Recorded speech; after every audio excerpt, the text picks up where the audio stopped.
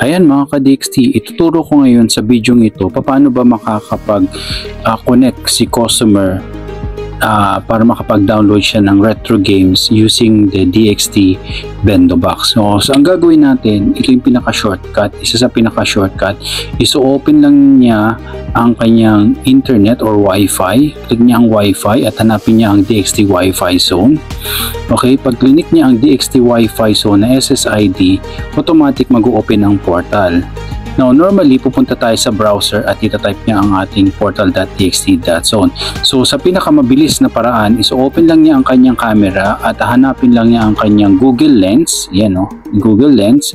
So, pag click niya ang Google Lens, itatapat mo lang siya sa QR code na nasa ating tarpaulin.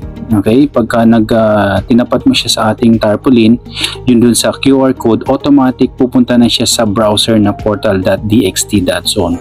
Okay, so pagka punta niya, dito makikita mo yung options na pwede siya maghulog sa insert coin sa Bento Box or sa redeem code. And of course, syempre sa pinakababa, nandun yung ating symbol for arcade game. So pag click ni customer yung arcade game na symbol, dito niya ma-download ang mga games, na mga retro games na gusto niyang i-download sa kanyang phone at makapaglaro siya. So pag click niya ang games, then automatic mag-a-ask siya ng coins, insert coin. So pag nag-insert coin na siya, and then automatic magda-download na sa kanyang phone ang preferred niyang game. So ganyan na kadali.